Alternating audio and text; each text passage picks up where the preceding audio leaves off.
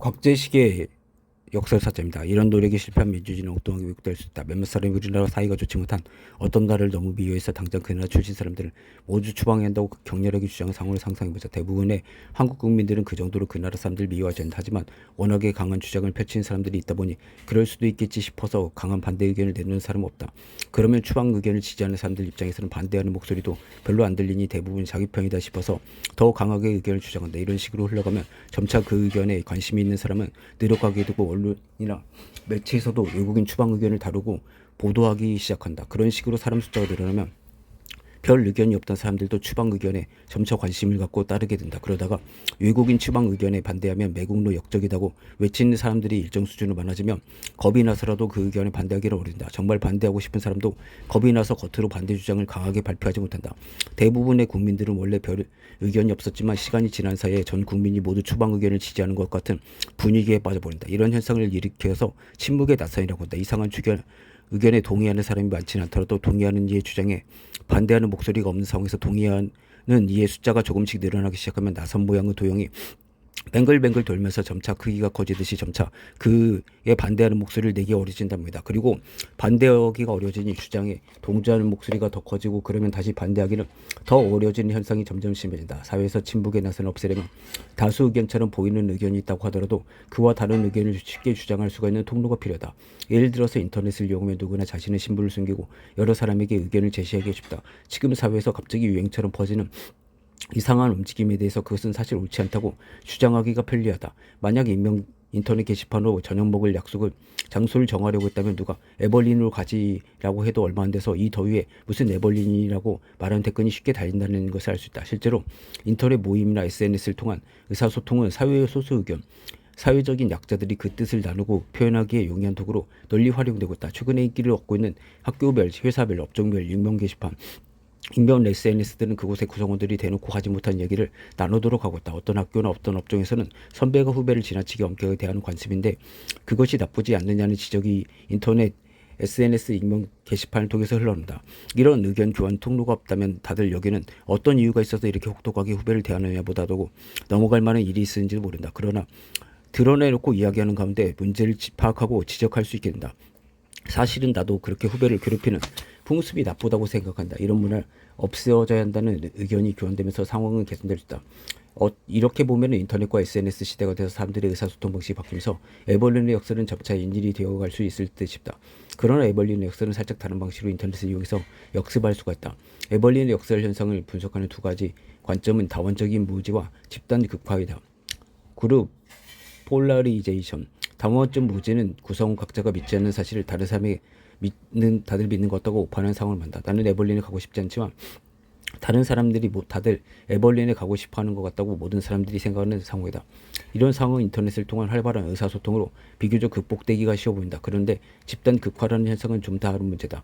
집단 극화는 개인으로서는 약한 주장을 갖고 있는 사람이 집단에 소속되어서 주장을 내세우다 보면 주장이 점점 강해져서 나중에는 극단적인 주장으로 변할 가능성이 높아진 현상을 뜻한다. 예를 들어서 개인으로서는 그저 나는 어떤 나라 외국인들이 유달리 좀 낯선 느낌이다라는 정도의 감정밖에 없지만 비슷한 생각을 가진 여러 사람들이 의견을 나누다 보면 그 나라 사람들은 한국인들이 적이고 우리나라 바깥으로 모두 내쫓아야 한다는 아주 심한 의견으로 전체의 뜻을 내세우기 쉽다는 얘기다. 에벌린의 역설에 비추어서 이야기해보자면 너무 심심하니까 에벌린에도 가보면 어떨까 잘은 모르겠는데 정도의 생각은 갖고 있었는데 여럿이서 이야기를 나누는 과정에서 아무리 덥고 힘들어도 에벌린에 가야 하고 안 그러면 가족 간의 화목을 해치게 된다고 믿게 된 상황이 집단 극화다. 집단 극화는 왜 생길까? 일단 생각할 수 있는 원인은 여러 가지. 사람들이 집단으로 일을 하다 보면 책임지지 않아도 될 말을 하기가 쉬워진다는 점이다. 혼자서 결정하게 되면 장점, 단점을 나 혼자 파악하고 가장 좋은 결론을 내세워하므로 행동이 조심스러워진다. 그런데 여러 사람이 의견을 나누다 보면 그것이 내가 모든 책임을 져야만 하는 문제도 아니고 나만의 의견은 아니므로 좀 심한 의견이라도 괜히 한번 던져보기가 쉽다. 혹 어느 나라 외국인을 모조리 추방하려니 그건 너무 심한 말이 아니냐라고 누가 비판한다고 하더라도 나 혼자 주장하는 의견이 아니므로 내가 직접 그 말에 반론을 제기할 필요는 없다. 그 비판을 반박하기 위해서 고민할 이유도 없다. 집단 중에서 누가 알아서 할 것이므로 나중에 돌아올 비판을 별 신경 쓰지 않고 좀 심한 주장이라도 꺼내볼 수가 있다. 에벌린을 예시로 설명하자면 나도 그냥 에벌린 가는 게 괜찮다고 이야기지. 에벌린 간다는 게 너무 이상한 생각이면 다른 사람 누구 하나라도 반대하겠지라고 생각하고 말하게 된다는 뜻이다. 그리고 비슷한 의견 교환 과정에서 다른 사람의 동의를 얻어서 자신들의 생각이 더 굳어지고 강화되기 좋다는 점도 집단 극화의 중요한 원인이다. 그리고 바로 이 이유가 에벌린의 역설이 인터넷을 타고 퍼지게 되는 핵심 논리다. 처음에는 어떤 외국인 문제라고 생각하는 게 옳은 생각인지 어떤지 쉽게 확신할 수가 없다. 어쩌면 그것은 자신의 편견임을 깨닫게 되거나 별 대수롭지 않은 문제로 치부돼서 그냥 넘어가게 될 수도 있다. 그런데 비슷한 생각을 가진 사람들끼리 의견을 교환하는 과정에서 많은 사람들이 그 외국인에게 뭔가 부정적인 감정을 느끼는 것 같다는 사실을 알게 되었다. 그 와중에 자신감을 얻고 자신의 의견에 대한 확신이 깊어진다.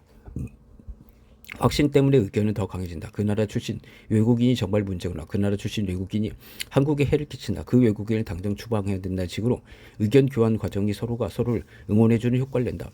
주장의 강도는 계속해서 높아지게 된다. 에벌린이 가야 하는지 어찌하는지 몰라서 무심코 에벌린이란 말을 꺼낸 것뿐인데 여럿이 모아서 말을 나누다 보면 어느새 에벌린은 반드시 가야 하는 지상낙원 같은 곳이 된다. 이런 방식을 홍보 분야에선 역으로 이용하게 된다. 예를 들어서 어떤 가수가 인기물을 하고 싶어한다. 가수니까 노래는 어지간히 할 것이고 그러니 그 가수가 노래를 잘한다는 생각에 호감을 조금 가지고 있는 사람 정도 있을 것이다. 이럴 땐 가수 소속사에서는 팬클럽을 결성하도록 그 활동을 부추겨서 가수에 대한 호감 있는 사람들끼리 서로 한자리를 모여서 가수를 칭찬하고 같이 환호하도록 유도한다.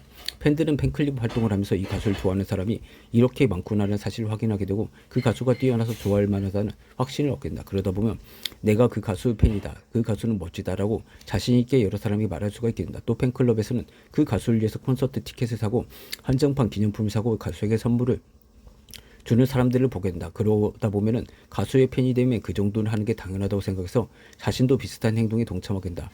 그런 사람들의 숫자가 늘어나면 이렇게 많은 팬들이 그 정도 열정을 기울일 만한 가수라고 믿게 되고 더 많은 사람들이 동참하게 된다.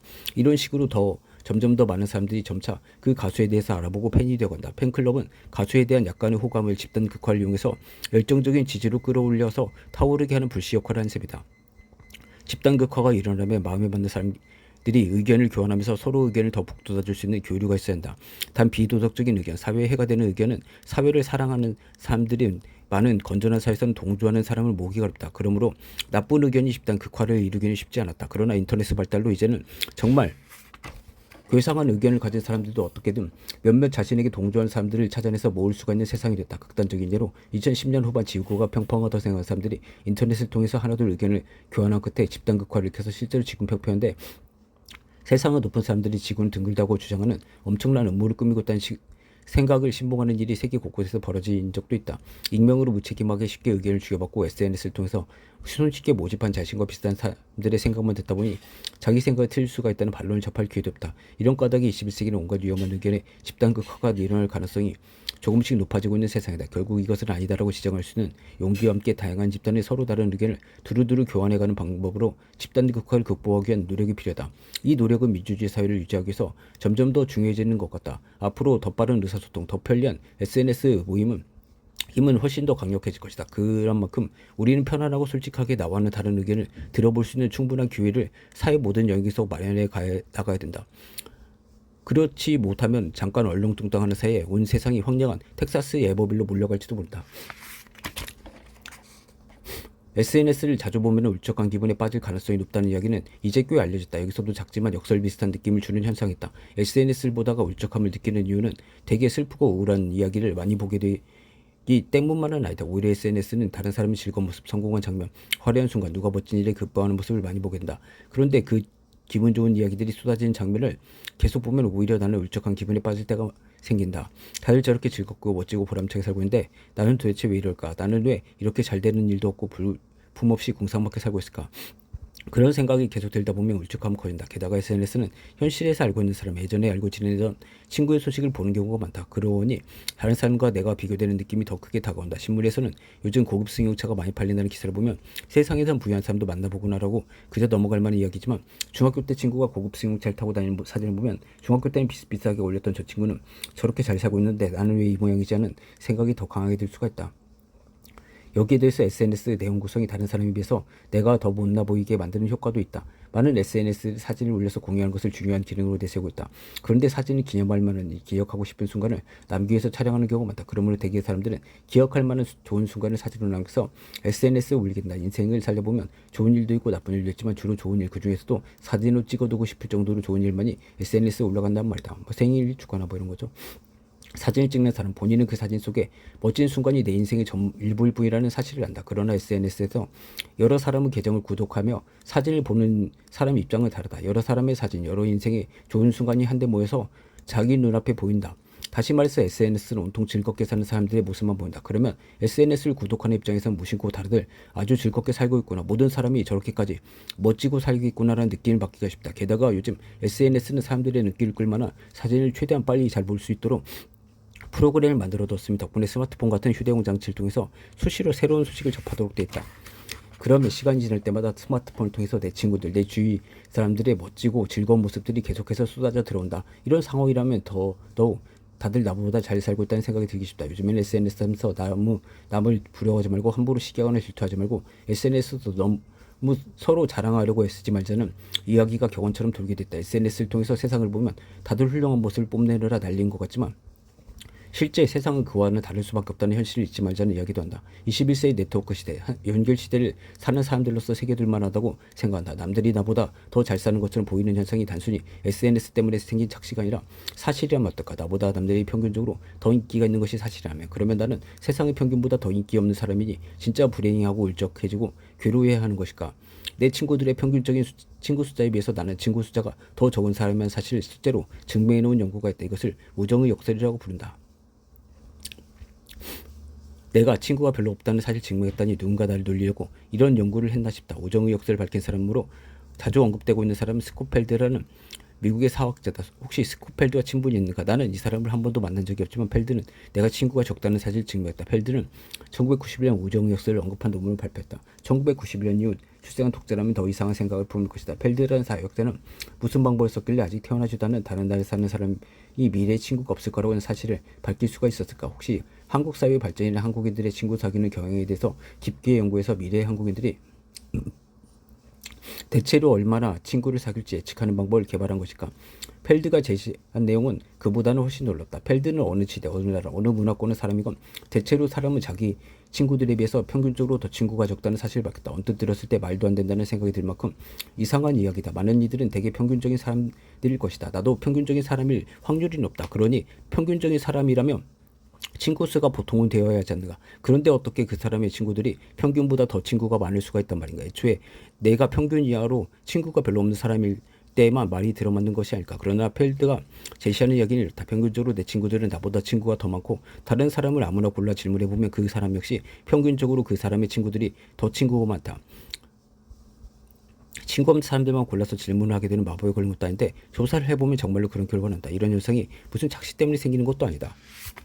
내가 남을 부러워하고 샘을 많이 내는 성격이라 괜히 인기 많은 친구들 질투해서 나는 외로운데 내 친구들은 다들 친구가 많아라고 생각하기 때문에 그런 느낌이 드는 것이 아니라 정말로 객관적으로 기준을 정해서 친구 숫자를 헤아려보면 나보다는 내 친구들이 더 친구가 많다는 결과가 난다. 내가 비관적인 성격이고 자신감이 없기 때문에 날 좋아하는 사람은 별로 없어라고 생각하는 것도 아니다. 정말로 측정해보고 계산해보면 나보다는 내 친구들이 평균적으로 더 인기가 있다.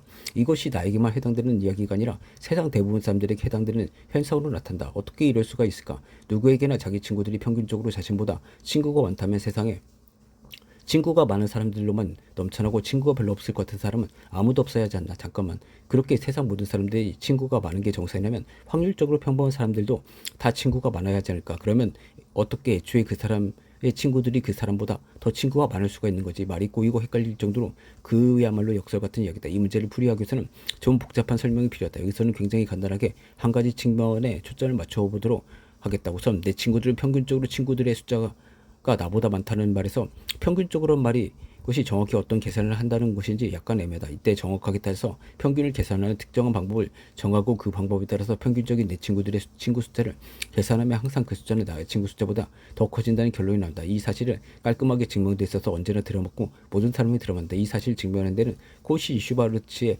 부등식을 사용하는데 고등학교 수학에서도 알아놓으면 상당히 유기하게 쓸 수 있는 부등식이라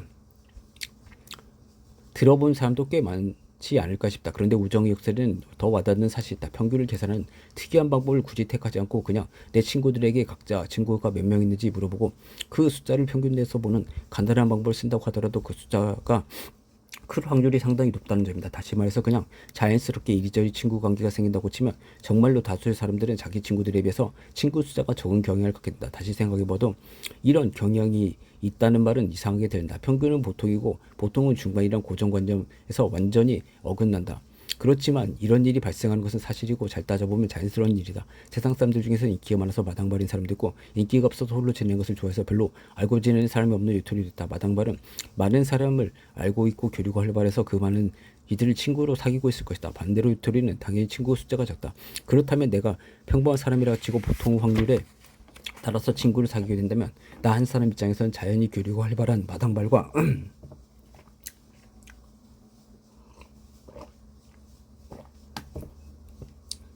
친구가 될 확률이 높은 것이다.